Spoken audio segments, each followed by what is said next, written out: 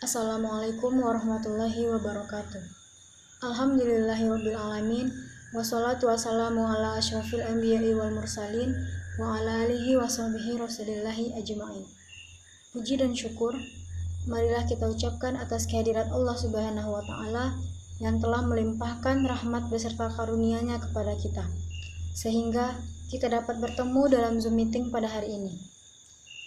Salawat beserta salam tak bosannya kita hadiahkan kepada pucuk pimpinan umat Islam sedunia, yakni Nabi Muhammad SAW, yang telah membawa kita dari zaman kebodohan ke zaman yang berilmu pengetahuan seperti saat ini.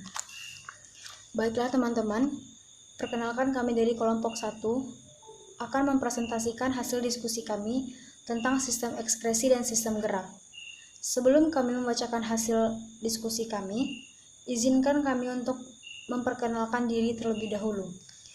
Anggota kelompok 1 yaitu Nama saya Siti Octavia, NIM 2031042. Saya sebagai penyaji dari kelompok 1 yang akan menyampaikan materi tentang sistem ekspresi pada manusia.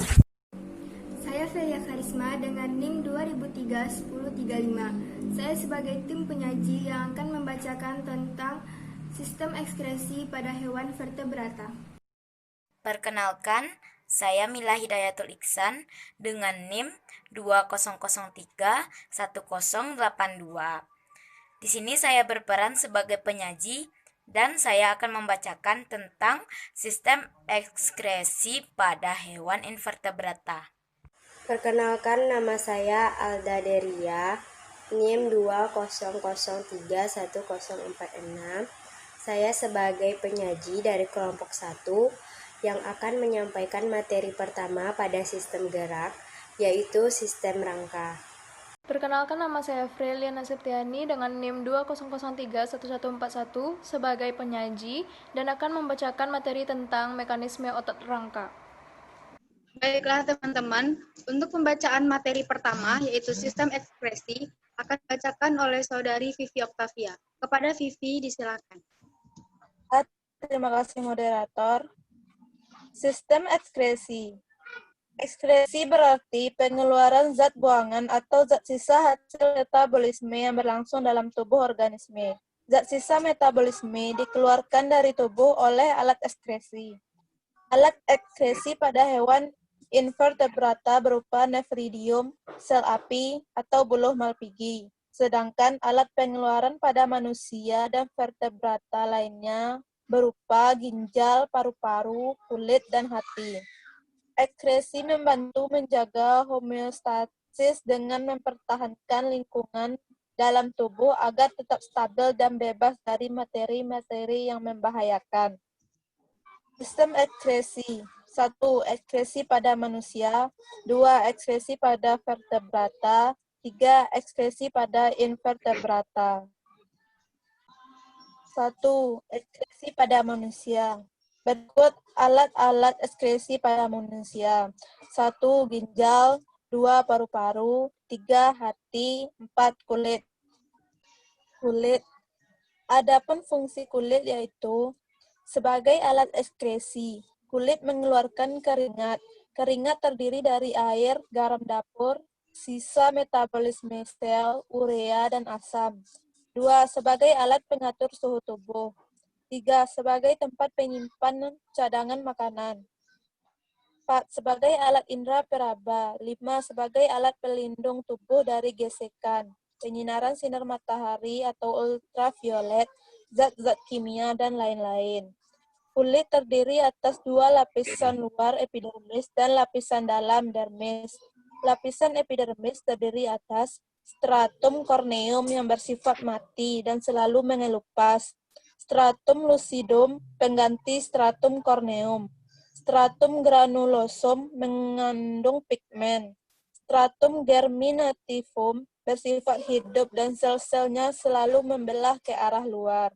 Lapisan bawah kulit merupakan lapisan lemak yang menjaga pengaruh suhu dari luar. Dermis bersifat hidup dan mengandung kelenjar keringat, kelenjar minyak, pembuluh darah, dan saraf. Kulit manusia memiliki sekitar 3-4 juta kelenjar keringat. Kelenjar ini tersebar di seluruh bagian tubuh. Namun, paling banyak terdapat di telapak tangan, kaki, wajah, dan ketiak. Kelenjar keringat terbagi menjadi dua jenis, yaitu kelenjar ekrin dan kelenjar apokrin. Kelenjar ekrin terhubung langsung dengan permukaan kulit dan menghasilkan keringat yang tidak berbau dan encer. Sementara itu, kelenjar apokrin menghasilkan keringat yang mengandung lemak dan pekat, serta terdapat di folikel rambut seperti ketiak dan kulit kepala. Pada dasarnya, keringat yang dihasilkan kelenjar-kelenjar tersebut berfungsi untuk mengendalikan suhu tubuh dan melumasi kulit serta rambut. Namun, sebagai bagian dari sistem ekskresi, kelenjar keringat juga berperan membuang racun dari dalam tubuh melalui keringat yang dihasilkannya. Ada beberapa jenis racun yang dibuang melalui kelenjar keringat di kulit, antara lain zat logam, urea, dan bikarbonat. Tak hanya racun, kelenjar keringat di kulit juga berfungsi untuk membunuh dan membuang bakteri. Hati. Hati adalah organ yang berukuran besar dengan berat sekitar 1 kg. Organ yang sangat penting bagi metabolisme dan sistem kekebalan tubuh ini terletak di bagian kanan atas dalam rongga perut, tepat di bawah diafragma. Selain berperan dalam pengeluaran zat warna bilirubin dan urobilin, pemberi warna urin dan fases, salah satu zat beracun yang dibuang dan diolah oleh hati adalah amonia, yaitu zat sisa dari hasil penguraian protein. Jika dibiarkan menumpuk dalam tubuh, amonia dapat menyebabkan berbagai gangguan kesehatan, termasuk gangguan pernafasan dan masalah pada ginjal. Di dalam tubuh, hati berfungsi untuk mengolah amonia menjadi urea. Setelah itu, urea yang diolah di hati akan dibuang melalui sistem ekskresi pada ginjal lewat urin.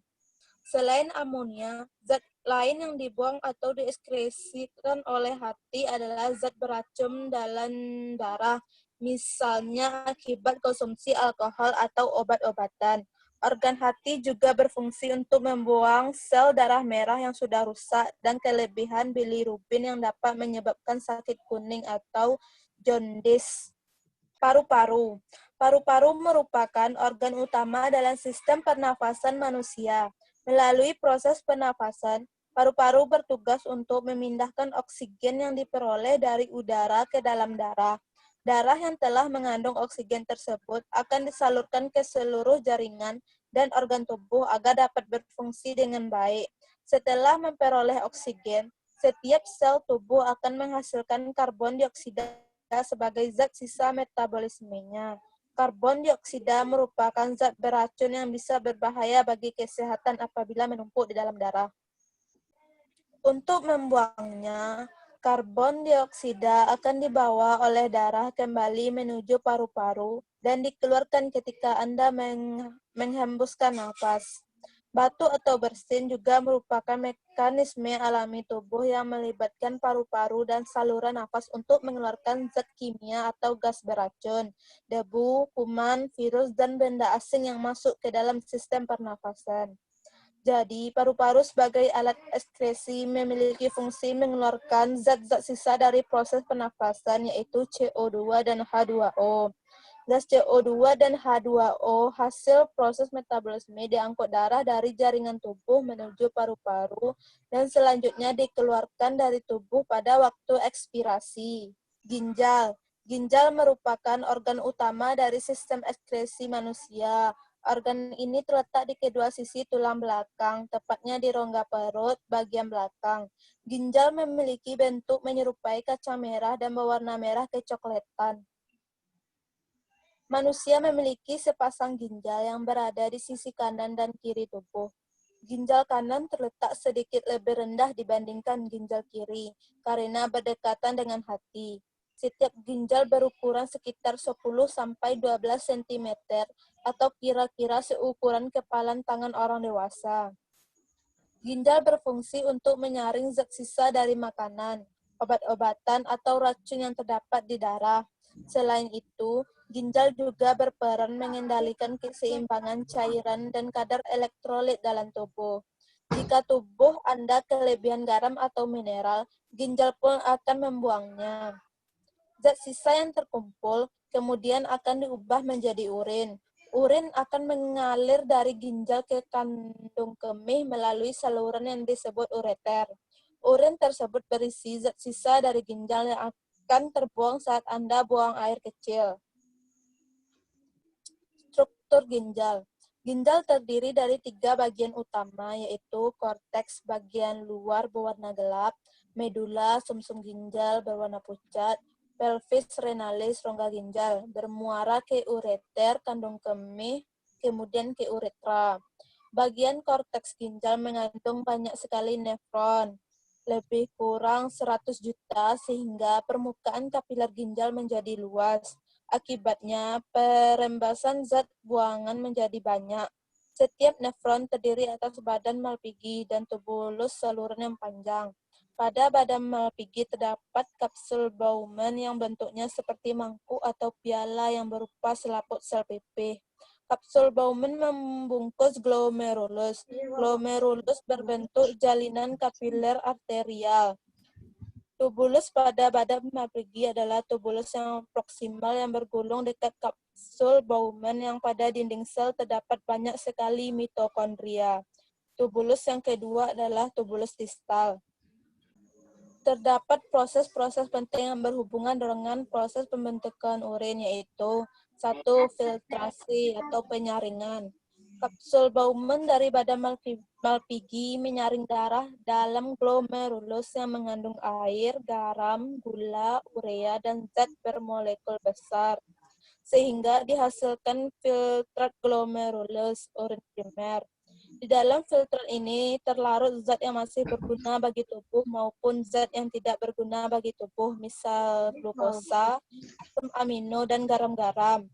Reabsorpsi, penyerapan kembali. Dalam tubulus contortus proximal, zat dalam urin primer yang masih berguna, glukosa, garam-garam, dan lain-lain, akan diserap kembali.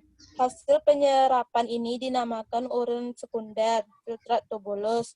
Hasil saringan ini masuk ke tubulus contorti distal.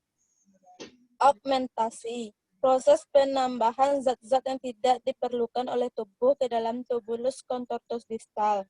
Pembuluh darah pada tubulus distal melepaskan zat sisa yang tidak berguna serta menyerap kelebihan air sehingga terbentuknya urin sesungguhnya yang tidak terdapat glukosa dan protein lagi, yang akan dimasukkan ke tubulus collectivus. Kemudian, urin dibawa ke pelvis renalis untuk dialirkan melalui ureter ke vesika urinaria, yang merupakan tempat penyimpanan sementara urin.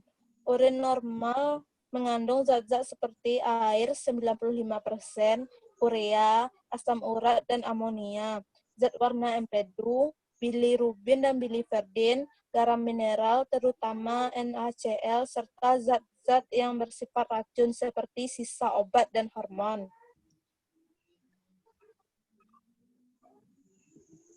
Baiklah, untuk pembacaan materi selanjutnya akan dibacakan oleh Velia Karisma. Kepada Velia disilakan.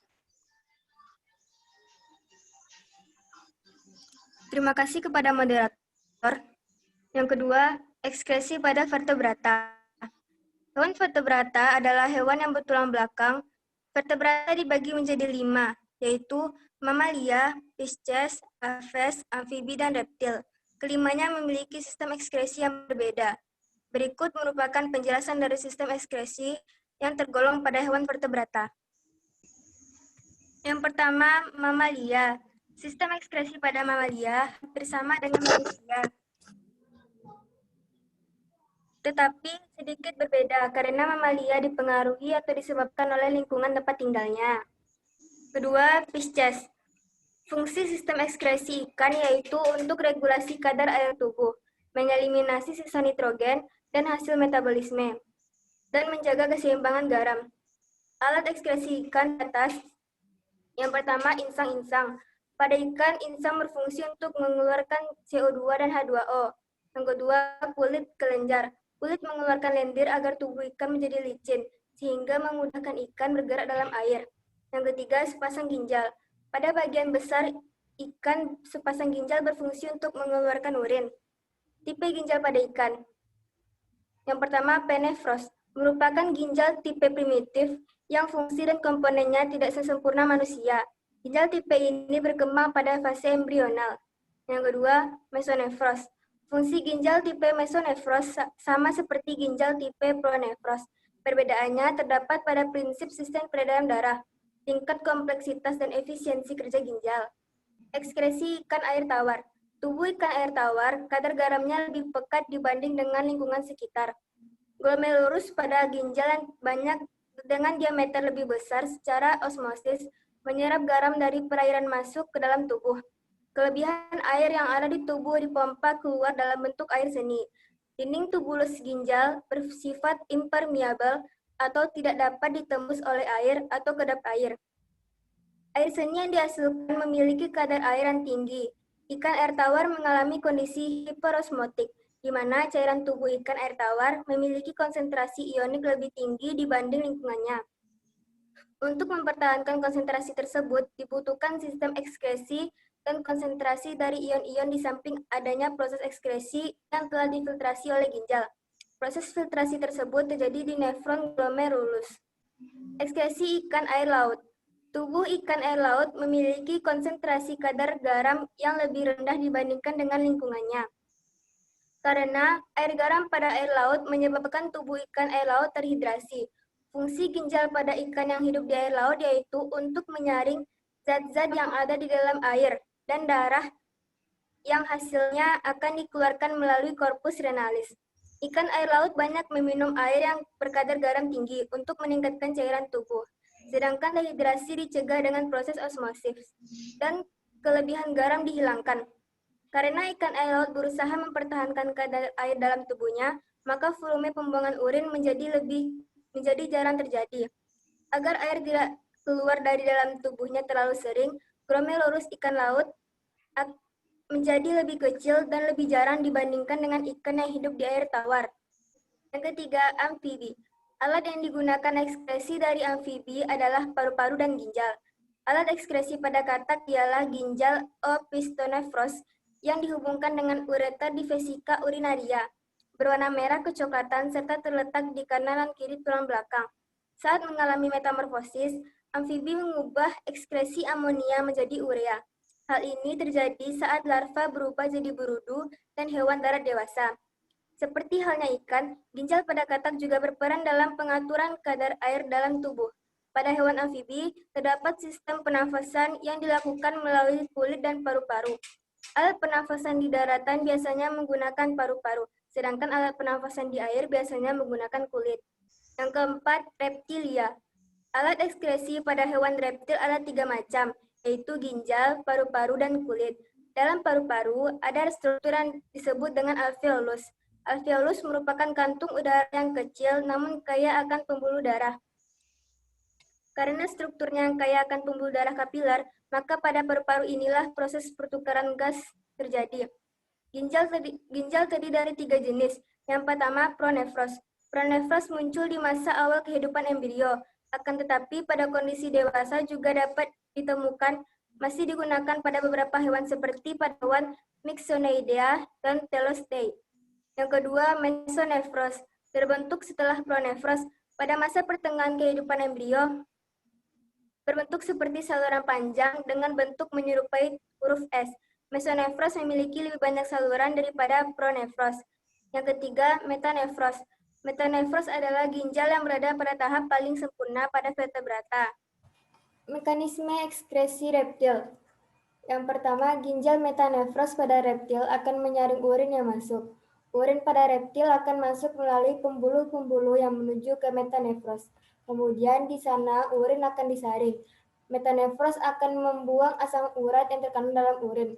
Metanefros mengekskresikan sebagian besar metabolisme reptil dalam bentuk arena asam urat, karena dapat berbahaya bila disimpan terus-menerus dalam tubuh. Buaya juga mengeluarkan amonia dalam sisa metabolismenya. Buaya akan mengeluarkan asam urat dan amonia dalam fasesnya, karena ginjalnya terletak berdekatan dengan usus. Yang kelima, afes. Organ ekskresi pada afes yang pertama yaitu ginjal. Sepasang ginjal yang ditemukan pada burung memiliki warna coklat dan jenis metanefros. Fungsinya untuk mengambil zat dari sisa bentuk darah tetapi akan membentuk urin. Apes tidak ada kandung kemia atau fisika urinaria, sehingga saluran ureter akan langsung menuju kloaka. Yang kedua, paru-paru. Pada awalnya, udara akan masuk melalui lubang hidung di paruh. Udara akan masuk ke tubuh melalui trakea. Trakea yang menyerupai pipa akan membawa udara ke paru-paru untuk melakukan metabolisme tubuh. Udara yang telah diolah akan dikeluarkan lagi dalam bentuk senyawa CO2. Selain itu, di dalam tubuh burung terdapat juga 4 pundi kantong udara atau sering disebut dengan sebagai kantung udara, yang biasanya dapat menyebar ke perut, leher, dan sayap. Fungsi lain dari kantong udara pada burung meliputi dapat meringankan tubuh burung ketika burung itu terbang, dapat mengeraskan suara burung dengan memperbesar bagian kamar siring, dapat membantu burung mempertahankan suhu tubuhnya dan mencegah suhu panas terlebih dalam kondisi tertentu, membantu pernapasan burung selama penerbangan dengan menyimpan cadangan oksigen. Yang ketiga, kulit. Kulit burung yang memiliki fungsi khusus ini dapat ditemukan di bagian belakang tubuh, lebih tepatnya di ekor burung atau opirigium yang dapat menghasilkan kelenjar minyak.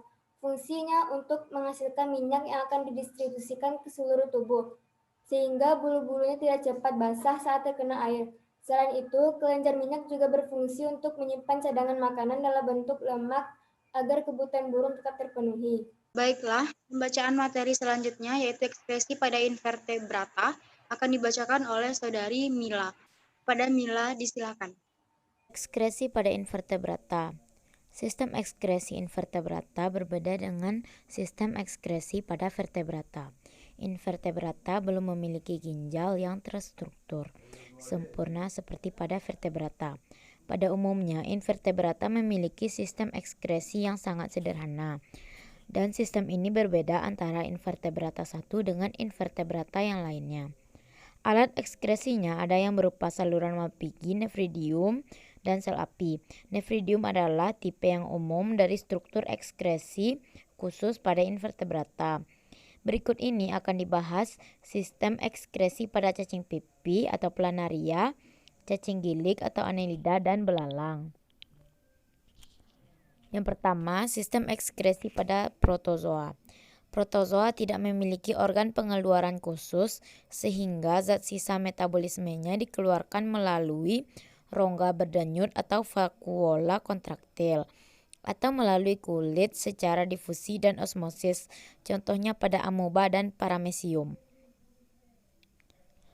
Yang kedua, sistem ekskresi pada cacing pipih. Cacing pipih mempunyai organ nefridium yang disebut sebagai protonefridium. Protonefridium tersusun dari tabung dengan ujung membesar mengandung silia. Di dalam protonefridium terdapat sel api yang dilengkapi dengan silia. Tiap sel api mempunyai beberapa flagella yang gerakannya seperti gerakan api lilin. Air dan beberapa zat sisa ditarik ke dalam sel api. Gerakan flagella juga berfungsi mengatur arus dan menggerakkan air ke sel api pada sepanjang saluran ekskresi.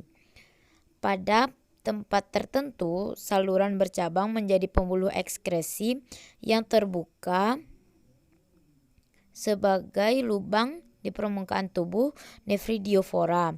Air dikeluarkan lewat lubang nefridiofora, sebagian besar sisa nitrogen tidak masuk dalam saluran ekskresi. Sisa nitrogen lewat dari sel ke sistem pencernaan dan diekskresikan lewat mulut. Beberapa zat berdifusi secara langsung dari sel ke air. Yang ketiga, sistem ekskresi pada annelida dan moluska. Annelida dan moluska mempunyai organ nefridium yang disebut metanefridium. Pada cacing tanah yang merupakan anggota annelida, setiap segmen dalam tubuhnya mengandung sepasang metanefridium kecuali pada 3 segmen pertama dan terakhir. Metanefridium memiliki 2 lubang. Lubang yang pertama berupa corong disebut nefrostom atau di bagian anterior dan terletak pada segmen yang lain. Nefrostom bersilia dan bermuara di rongga tubuh atau pseudoselom. Rongga tubuh ini berfungsi sebagai sistem pencernaan. Corong nefrostom akan berlanjut pada saluran yang berliku-liku pada segmen berikutnya. Bagian akhir dari saluran yang berliku-liku ini akan membesar seperti gelembung, kemudian gelembung ini akan bermuara ke bagian luar tubuh melalui pori yang merupakan lubang atau corong yang kedua, disebut nefridiofor. Cairan tubuh ditarik ke corong nefrostom, masuk ke nefridium oleh gerakan silia dan otot. Saat cairan tubuh mengalir lewat celah panjang nefridium, bahan-bahan yang berguna seperti air, molekul makanan, dan ion akan diambil oleh sel-sel tertentu dari tabung. Bahan-bahan ini lalu menembus sekitar kapiler dan disirkulasikan lagi. Sampah nitrogen dan sedikit air tersisa di nefridium dan kadang diekskresikan keluar.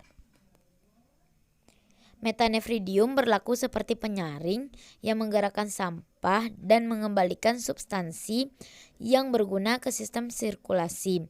Cairan dalam rongga tubuh cacing tanah mengandung substansi dan zat sisa. Zat sisa ada dua bentuk, yaitu amonia dan zat lain yang kurang toksik, yaitu ureum. Oleh karena cacing tanah hidup dalam tanah dalam lingkungan yang lembab, Annelida mendifusikan sisa amonianya di dalam tanah, tetapi ureum diekskresikan lewat sistem ekskresi. Yang keempat, sistem ekskresi pada belalang. Alat ekskresi pada belalang adalah pembuluh Malpighi, yaitu alat pengeluaran yang berfungsi sebagai ginjal pada vertebrata. Pembuluh Malpighi berupa kumpulan benang halus yang berwarna putih, kekuningan, dan pangkalnya melekat pada pangkal dinding usus. Di samping pembuluh Malpighi, serangga juga memiliki sistem trakea untuk mengeluarkan zat sisa hasil oksidasi yang berupa CO2. Sistem trakea ini berfungsi seperti paru-paru pada vertebrata. Belalang tidak dapat mengekspresikan amonia dan harus memelihara konsentrasi air di dalam tubuhnya. Amonia yang diproduksinya diubah menjadi bahan yang kurang toksik yang disebut asam urat. Asam urat berbentuk kristal yang tidak larut. Pembuluh Malpighi terletak antara usus tengah dan usus belakang. Darah mengalir lewat pembuluh Malpighi. Saat cairan bergerak lewat bagian proksimal pembuluh Malpighi, bahan yang mengandung nitrogen diendapkan sebagai asam urat, sedangkan air dan berbagai garam diserap kembali, biasanya secara osmosis dan transport aktif. Asam urat dan sisa air masuk ke usus halus, dan sisa air akan diserap lagi. Kristal asam urat dapat diekskresikan lewat anus bersama dengan feses. Sistem ekskresi pada manusia dan vertebrata lainnya melibatkan organ paru-paru, kulit, ginjal, dan hati.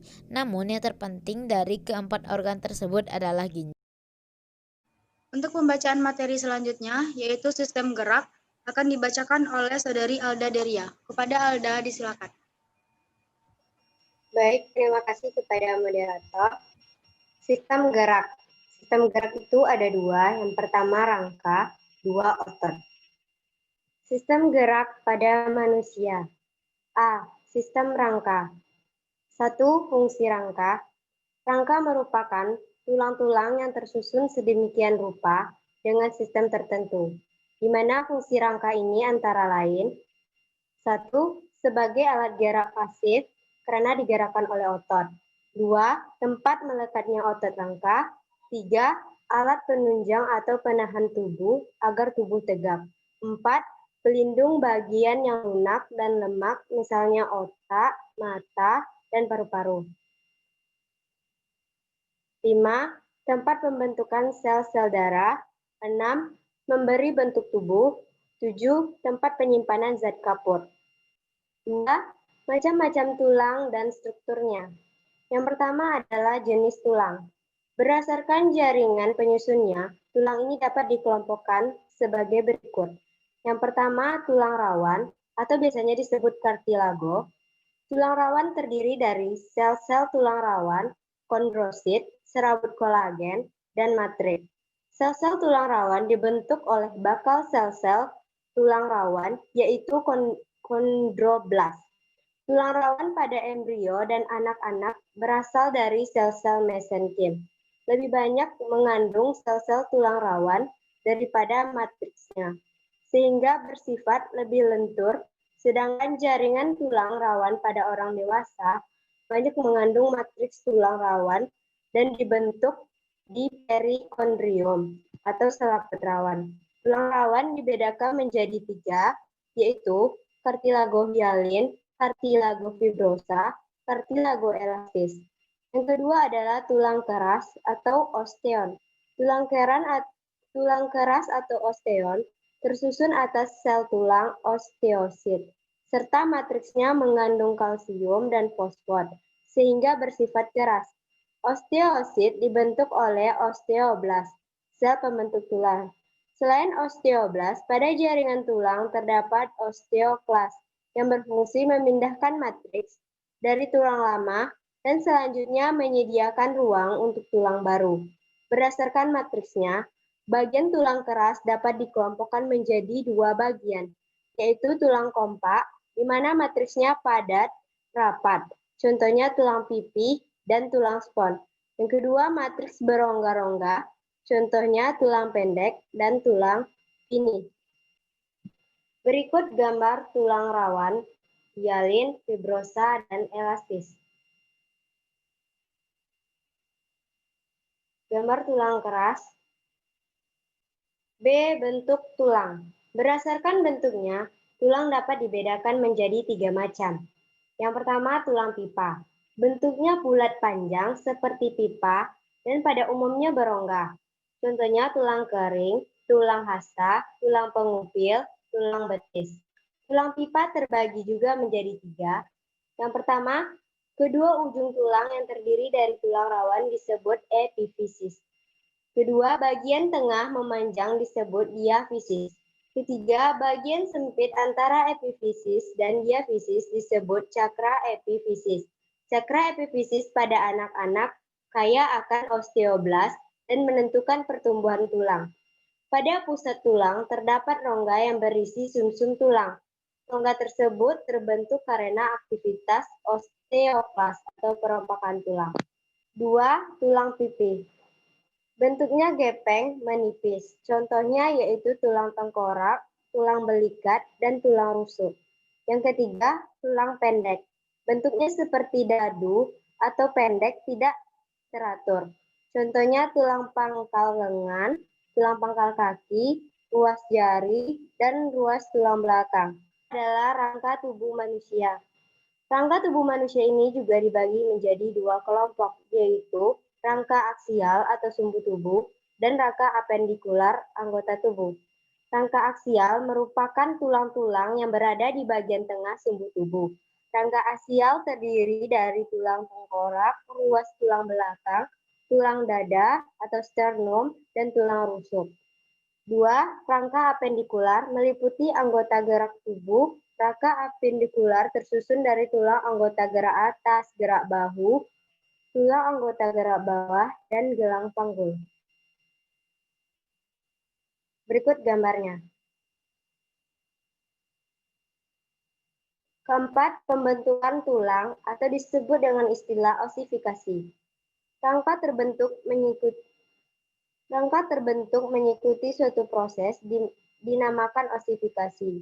Osifikasi ini dibagi menjadi 2 macam. Yang pertama, osifikasi kondral, yaitu pembentukan tulang dari tulang rawan terjadi pada tulang pipa dan tulang pendek. Yang kedua, osifikasi desmal, yaitu pembentukan tulang dari membran jaringan mesenkim terjadi pada tulang pipi. Pembentukan tulang berawal dari kartilago yang berasal dari mesenkim. Proses osifikasi terjadi dalam beberapa tahap. Pertama, kartilago. 2. Ban periosteum terbentuk. 3. Pergembangan pusat osifikasi primer. 4. Masuknya pembuluh darah. 5. Rongga sumsum tulang terbentuk. 6. Penipisan dan pemanjangan ban. 7. Pembentukan pusat osifikasi sekunder. 8. Sisa kartilago sebagai lempeng epifisis. 9. Pembentukan batas epifisis. Baiklah, untuk materi selanjutnya yaitu hubungan antar tulang atau persendian akan saya bacakan sendiri. 5. Hubungan antar tulang atau persendian. Berdasarkan sifat geraknya, hubungan antar tulang dibedakan menjadi 3. 1. diartrosis. Diartrosis adalah hubungan antar tulang yang memungkinkan gerakan sangat leluasa karena kedua ujung tulang tidak dihubungkan oleh jaringan.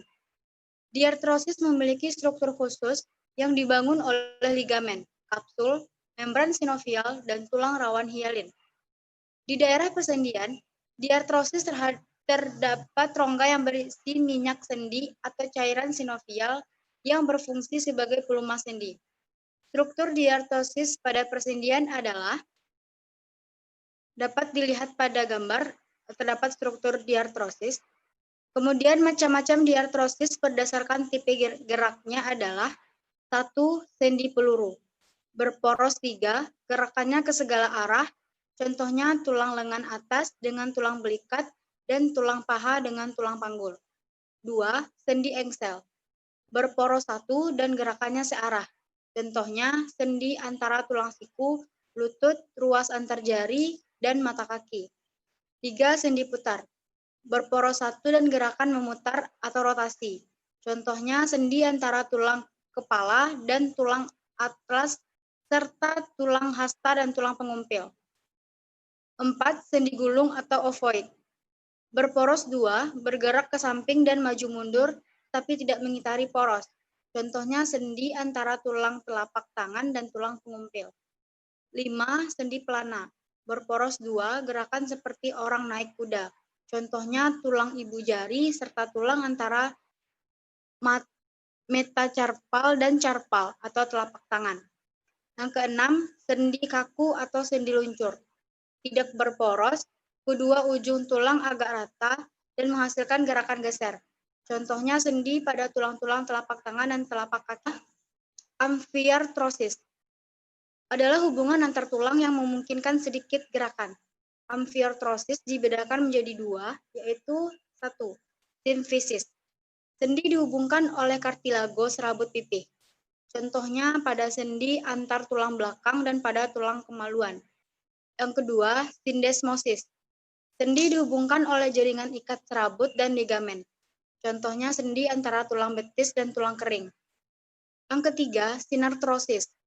Adalah hubungan antar tulang yang tidak memungkinkan terjadinya gerakan. Ada 2 jenis sinartrosis, yaitu 1.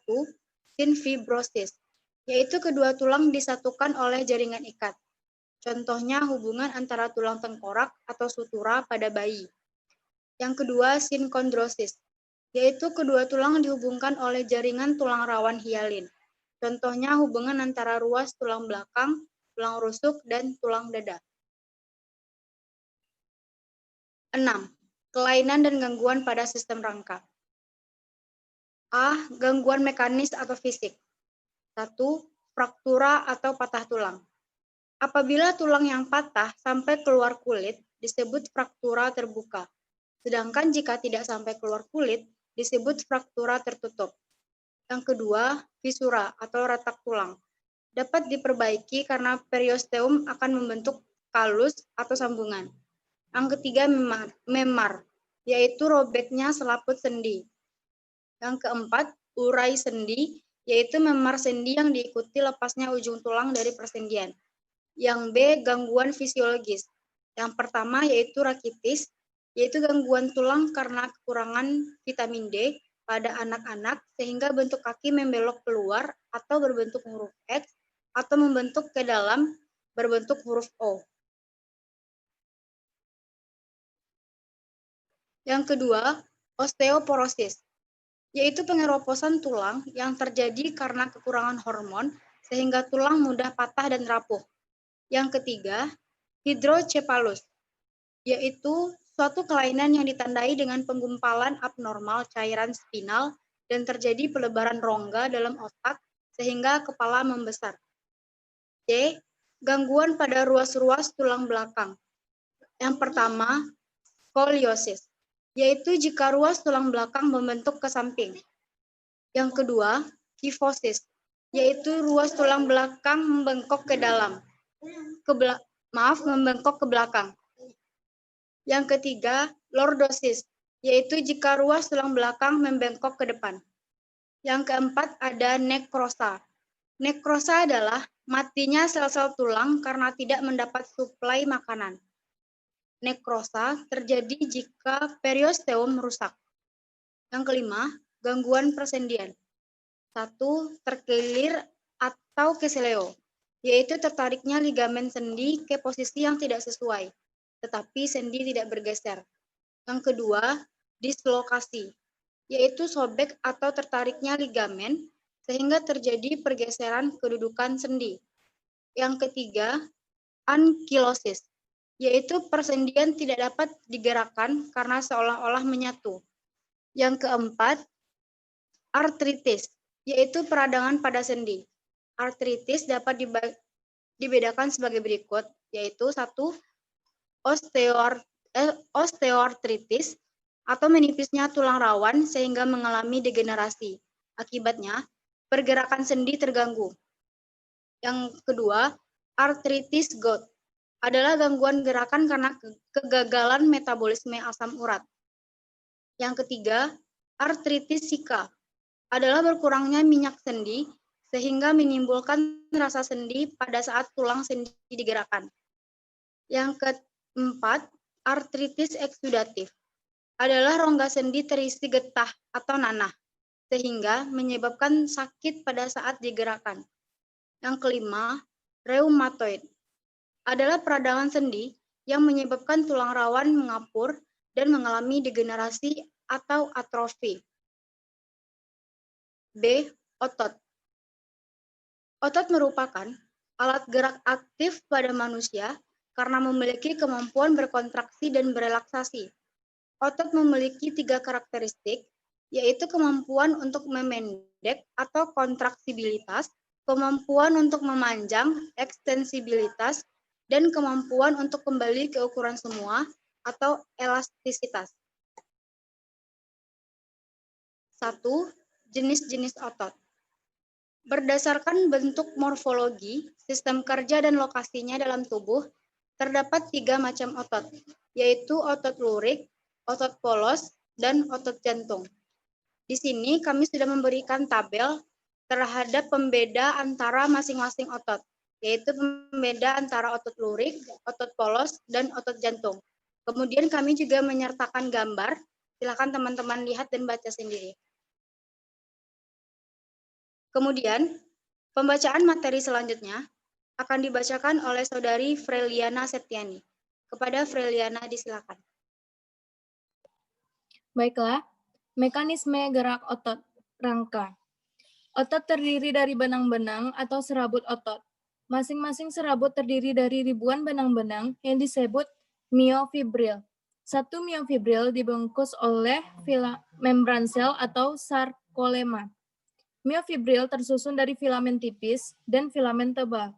Filamen tipis terdiri dari 3 macam protein, yaitu aktin, troponin, dan tropomiosin. Filamen tebal terdiri dari 1 jenis protein, yaitu miosin. Gabungan otot terdiri dari bagian-bagian berikut. A. Ventrikal atau empal, merupakan bagian tengah yang menggembung dan mempunyai daya kontraksibilitas dan elastisitas tinggi. B. Tendon atau urat otot, merupakan kedua ujung yang mengecil. Berdasarkan cara melekatnya pada tulang, tendon dibedakan menjadi 2, yaitu 1. Origo adalah tendon yang melekat pada tulang dan tidak dapat digerakkan. Yang kedua, insersio, tendon yang melekat pada tulang dan mampu digerakkan. Aktivitas otot penggerakan tulang yaitu dengan melakukan kontraksi dan relaksasi. Otot memendek dan menebal jika berkontraksi dan memanjang jika berelaksasi. Kontraksi otot terjadi berdasarkan adanya filamen aktin dan miosin. A. Mekanisme kontraksi otot. Kontraksi otot dikenal dengan nama model pergeseran filamen atau seeding filament mode. Mekanisme kontraksi otot berlangsung dengan urutan sebagai berikut. 1. Pusat motorik di otak mengirimkan impuls atau rangsangan menuju otot melalui saraf motoris, saraf kranial, dan saraf spinal. Yang kedua, sesampainya di ujung akson saraf motoris, Rangsang dilanjutkan oleh asetikolin menuju ke otot atau reseptor pada otot yang mempunyai aktin. Yang ketiga, asetikolin akan membebaskan ion kalsium yang berada di sel otot melalui proses tertentu. Adanya ion kalsium menyebabkan protein otot, yaitu aktin dan miosin berikatan membentuk aktomiosin. Pita I dan zona H bertambah pendek sewaktu berkontraksi, sedangkan pita A panjangnya tetap. Hal ini menyebabkan pemendekan sel otot sehingga terjadilah kontraksi. 4. Setelah berkontraksi, ion kalsium masuk kembali ke dalam plasma sel sehingga menyebabkan lepasnya perlekatan aktin dan miosin yang menyebabkan otot menjadi lemas. Zona H terbuka dan memanjang, otot kembali relaksasi.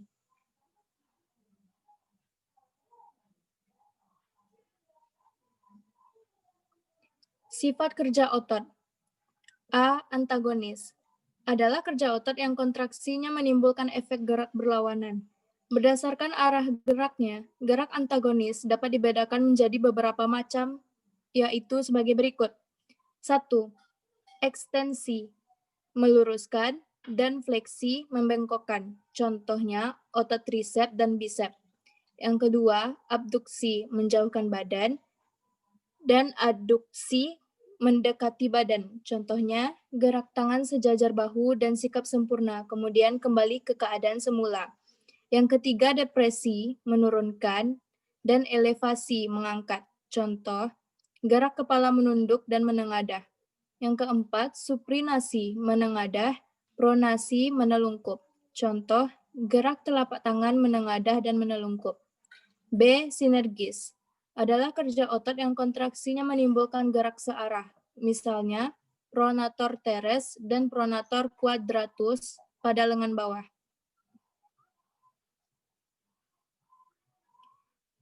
Kesalahan pada otot. A. Atrofi adalah mengecilnya otot sehingga menghilangkan kemampuan untuk berkontraksi.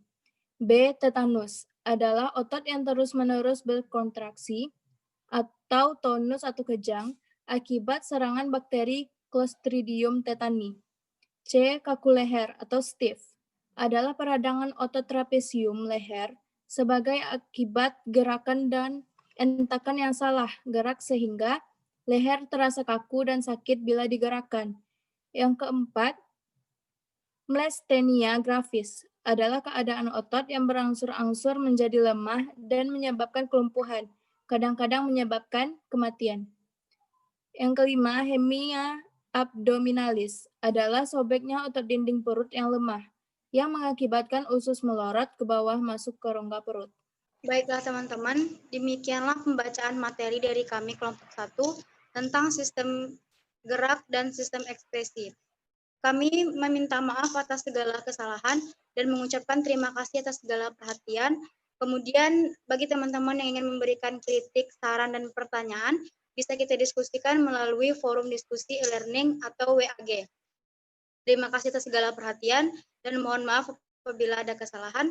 Kami akhiri, wabillahi taufiq wal hidayah. Assalamualaikum warahmatullahi wabarakatuh.